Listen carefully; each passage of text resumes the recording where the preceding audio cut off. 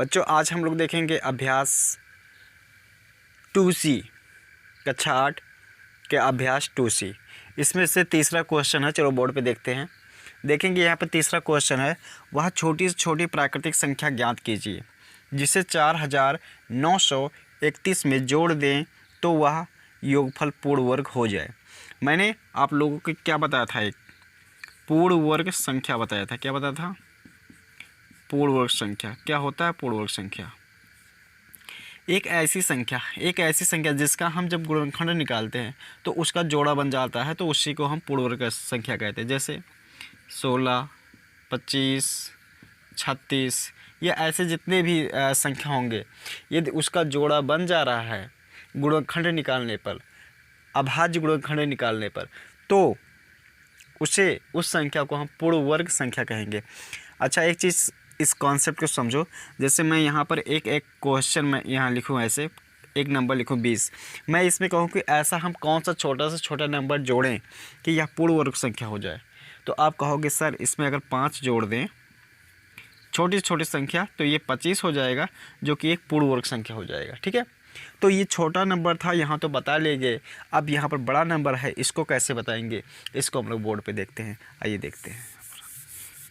देखेंगे यहाँ पर हम लिखेंगे 4931 का निकालेंगे वर्गमूल। ठीक है, भाग विधि से। तो यहाँ पर मैंने बताया था आप लोगों को 1 से लेके 1 का वर्ग कितना होता है 1, 2 का वर्ग 4, 3 का वर्ग 9, 4 का वर्ग 16, 5 का वर्ग 25, 6 का वर्ग 36, 7 का वर्ग 49, 8 का वर्ग 64, 9 का वर्ग 81। इतना तो आप लोगों को कंपलसरी है, इतना याद ही होना चाहिए। ठीक है, फिर देखते हैं। देखो तो यहाँ पर 49 है, तो 7 का वर्ग 49 होता है, तो यहाँ पर 7 लिखेंगे और यहाँ पर भी 7 हो जाएगा, 7 बढ़ जाएगा तो 7 से ही गुणा हो जाता है, तो 7 7 49 हो जाता है। ठीक है, इसको जोड़ लेते हैं तो 7 7 हो जाएगा 14 और ये कट जाएगा अर्थात 0 हो जाएगा, ऊपर से उतारेंगे 3 और 1। ठीक है,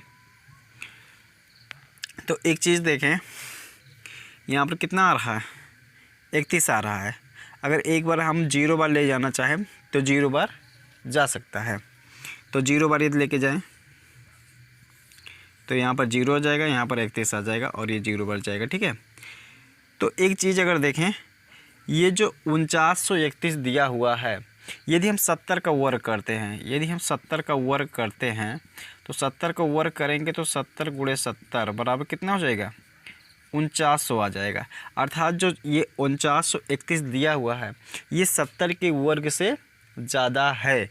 तो इसमें कह रहा है कि हम इसमें कितना जोड़ दें कि ये पूर्ण संख्या हो जाए। तो देखो यहाँ पर हम फिर क्या करेंगे, यहाँ पर एक और ऐसे हम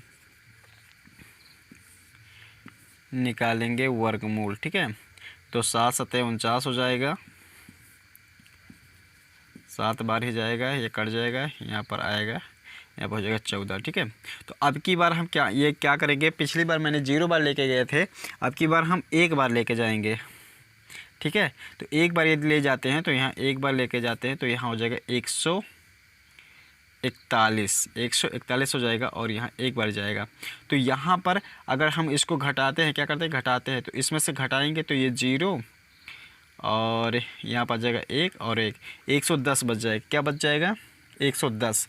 अर्थात क्या है कि ये जो संख्या दी हुई ये 70 का तो वर्ग है नहीं, 71 का वर्ग में क्या 110 कम पड़ रहा है।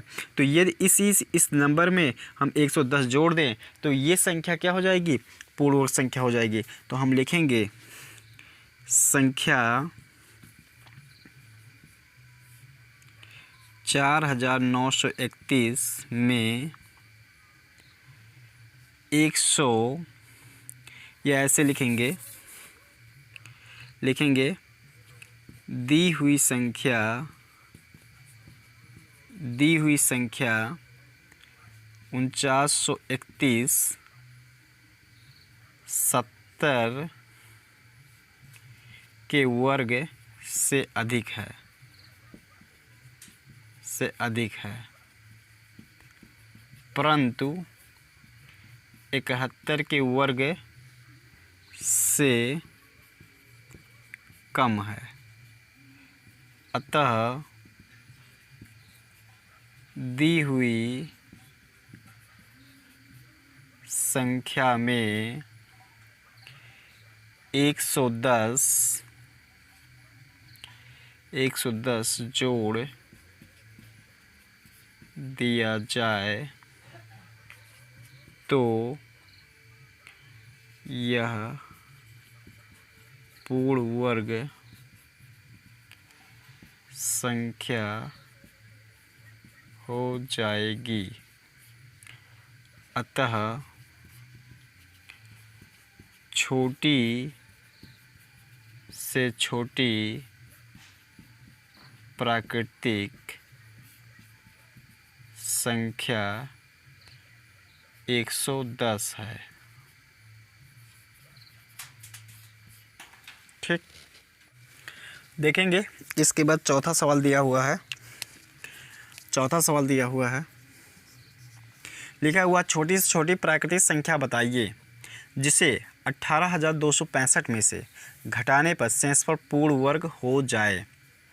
तो 18,265 में से घटाने पर, तो यहाँ पर देखते हैं, इसको लगाते हैं, लिखेंगे 18,265, दो अंक का जोड़ा बनाएं।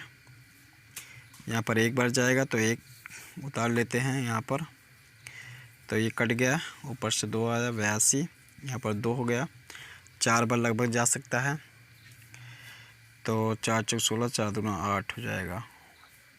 नहीं, 4 बार नहीं जाएगा, 3 बार ही जाएगा, तो 3 बार लेके जाते हैं, तो 3 बार यहाँ पर भी ले जाएंगे, तो 3 तिरिका हो जाएगा 9 और 3 दूना 6। इसमें से जब घटाएंगे तो बचेगा यहाँ पर 3 और यहाँ पर 1 बचेगा, ऊपर से 6 और 5 उतारेंगे। इसको जोड़ेंगे तो 3 3 6 हो जाएगा, 2 हो जाएगा। ठीक है, देखते हैं, यहाँ पर हम लोग 5 बार लेके जाएंगे, तो 5 बार ये लेके जाते तो 5 पचे 25 हो जाएगा, और 5 छक 30, 30 2 हो जाएगा 32, और 15 10, 10 3 13 हो जाएगा। ठीक है, तो इसमें से घटाएंगे तो यहाँ पर आ जाएगा 4 आ जाएगा। ठीक है, तो यदि देखो यहाँ पर ये जो 18,265 है, ठीक है, 18,265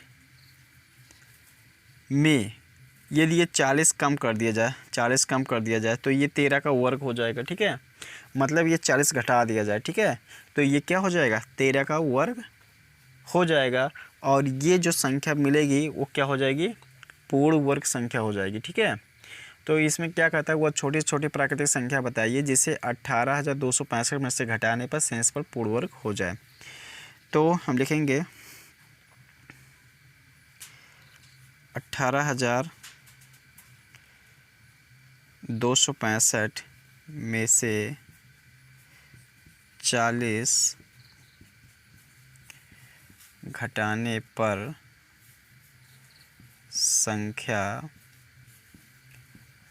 पूर्ण वर्ग हो जाएगी। अतः अभीष्ट छोटी संख्या इक्वल टू 40, ये हो जाएगा आंसर। ठीक है, देखेंगे अगला क्वेश्चन है, लिखा है 5 अंकों की बड़ी से बड़ी पूर्ण वर्ग संख्या बताइए। तो एक चीज़ देखें, अगर 5 अंकों की बड़ी से बड़ी संख्या, हम लिखेंगे 5 अंकों की सबसे बड़ी संख्या कितना होती है, 99,999। ठीक है, तो इसको हम फिर क्या करेंगे, इसी का हम लोग निकालते हैं, वर्गमूल निकालते हैं भाग विधि से। तो ये हो जाएगा, ये हो जाएगा, ये हो जाएगा, ये 3 का हो जाएगा, तो यहाँ पर हो जाएगा 3 तिरिका 9, यहाँ पर भी 3 उतार लेते हैं, ये कट जाएगा, 9 9 आ जाएगा, यहाँ पर आ जाएगा 6। ठीक है, तो यहाँ पर हम कितनी बार ले सकते हैं, एक बार ले जा सकते हैं, तो एक बार लेके गए यहाँ पर, तो आ जाएगा यहाँ पर 61 आ जाएगा, एक बार ले जाएंगे तो यहाँ पर आ जाएगा 8 और यहाँ 3 आ जाएगा, ऊपर से 9 उतारते हैं, इसको जोड़ेंगे तो हो जाएगा ये 62। ठीक है, अब देखते हैं कितनी बार ये जा सकता है। तो यदि इकाई के अंक को बंद कर लेते हैं तो यहाँ 389 बचता है और 62 से भाग करना होगा, तो फिर हम लोग लगभग 6×36 अगर 6 बार लेके जाते हैं तो देखते हैं 6 बार यहाँ पर मैं गुणा कर लेता हूँ। पहले एक बार चेक कर लेता हूँ कि 6 बार जा सकता है। तो 6×36 हो जाएगा, 6×2 12, 12 3 हो जाएगा 15 और 6×36 37। हाँ, मतलब जा सकता है 6 बार। तो यहाँ पर भी कितना हो जाएगा 3756। यहाँ पर भी 6 लिख देंगे, यहाँ पर हो जाएगा 3 और यहाँ पर हो जाएगा 4 और यहाँ पर 1 हो जाएगा और यहाँ पर 0 हो जाएगा, मतलब 143 बचेगा। कितना बचेगा 143। अतः इस सबसे बड़ी संख्या में 99,999 में यदि हम लोग क्या करें 143 घटा दें, 143 घटा दें तो जो संख्या मिलेगी वो सबसे बड़ी 5 अंकों की सबसे बड़ी पूर्ण वर्ग संख्या होगी। ठीक है, तो हम लिखेंगे 5 अंकों की सबसे बड़ी संख्या में 5 अंकों की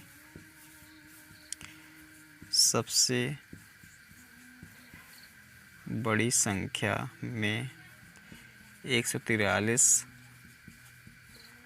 घटाने पर संख्या पूर्ण वर्ग हो जाएगी।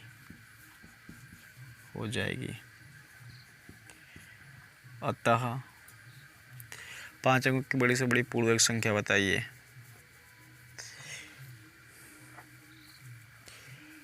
पूर्ण वर्ग संख्या, अतः संख्या इक्वल टू 99,999 माइनस 143 बराबर हो जाएगा। इसको घटाएंगे तो यहाँ बचेगा 6, 5, 8 इतना। ठीक है, ये हो जाएगा आंसर। ठीक है, देखेंगे बच्चों 6वां क्वेश्चन लिखा है 62,500 का गुणनखंड विधि से, गुणनखंड विधि तथा भाग विधि से वर्गमूल ज्ञात करके दोनों उत्तरों की तुलना कीजिए। तो देखते हैं गुणनखंड विधि से निकाल लेते हैं। तो 62,500 का हम लोग निकालेंगे गुणनखंड विधि, पहले लिख लेंगे गुणनखंड विधि, गुणनखंड विधि। ठीक है, तो गुणनखंड विधि से 62,500 का निकाल लेंगे यहाँ पर। तो 2 से काट लेते हैं, 2 3 6, 2 1 2, 2 2 4, 2 5 10, 0 हो जाएगा। फिर 2 से काटते हैं तो 2 1 2, 2 5 10, 2 6 12, 2 2 4, 2 5 10 हो जाएगा। ठीक है, फिर इसको हम लोग काट लेते हैं। अगर 3 से काटते हैं तो 3 से नहीं कटेगा, 5 से काटते हैं तो 5 3 15 और हो जाएगा 5 1 5, 5 2 10, 5 25। फिर 5 से काटते हैं तो 5 6 30 हो जाएगा और 5 2 10, 5 25। फिर 5 से काटते हैं तो 5 1 5, 5 2 10, 5 6 25 25। फिर 5 से काट लेते हैं, 5 2 10, 5 25 25। फिर 5 से काट लेते हैं, 5 25 25। फिर 5 से काट लेते हैं, एक बार चला जाएगा। ठीक है, इतनी बातें समझ आ रही। अब देखेंगे इसका हम लोग लिखेंगे, यहाँ पर अभी दिख रहा है तो यहाँ पर मैं लिख लेता हूँ, लिखेंगे वर्गमूल, वर्गमूल बराबर अंडर रूट में 62,500। तो इसको जब हम लोग लिखेंगे तो 1 2 2 बार 2 है और 5 5 3, 5 5 5। ठीक है, इसको अंडर रूट में कर लेते हैं और जोड़ा बना लेते हैं अंकों का। तो यहाँ 1 2 निकल आएगा, इसमें से एक 5 निकल आएगा, इसमें से एक 5 निकल आएगा, इसमें से एक निकल आएगा। तो 2 5 10 और 10 5 50 और 50 5 हो जाएगा 250। ठीक है, तो इसका वर्गमूल जो निकल के आ गया है 250 निकल के आ गया है। यहाँ पर इससे प्लस माइनस आएगा, ठीक है, प्लस माइनस 250। अब इसी का ही हम लोग भाग विधि से निकालेंगे। तो इसी का यहाँ पर हम लोग भाग विधि से निकालते हैं। यहाँ पर लिखेंगे, थोड़ा सा जगह बचा हुआ है, लिखेंगे भाग विधि, भाग विधि, ठीक है। तो 62,500 का भाग विधि से निकालेंगे। तो ऐसे बना लेंगे, दो दो अंकों का जोड़ा बनाएंगे, पता है आपको। तो यहाँ पर 2 से चला जाएगा, 2 दूना 4 हो जाएगा यहाँ पर, ठीक है। यहाँ पर भी 2 लिख लेंगे, 2 2 5 और यहाँ हो जाएगा 4, ठीक है। तो 5 बार फिर लेके जाएंगे। तो 5 पचे 25 और 5 चौक 20, 20 2 22 हो जाएगा। ये पूरा 0 हो जाएगा, ऊपर से 0 0 उतार लेंगे, ठीक है। ये 5 बार चला जाएगा, ये 0 हो जाएगा। तो यहाँ पर भी हम 0 0, यहाँ पर 5 5 10 हो जाएगा और 5 हो जाएगा। तो इसको 0 बार लेके चले जाएंगे, यहाँ पर हो जाएगा 0 कट के, ठीक है। इतनी बातें समझ पा रही। तो अगर एक चीज़ देखें, भाग विधि से भी वर्गमूल 250 आया और गुणनखंड विधि से 250 आया। तो यहाँ पर हम लोग लिख लेंगे, यहाँ पर जगह बचा हुआ, यहाँ पर लिखेंगे, यहाँ लिख लेते हैं, लिखेंगे इसके बाद से यहाँ पर लिख लेंगे, ठीक है। लिखेंगे गुणनखंड विधि, गुणनखंड विधि और भाग विधि से वर्गमूल निकालने पर समान उत्तर प्राप्त होता है, ठीक है। बस।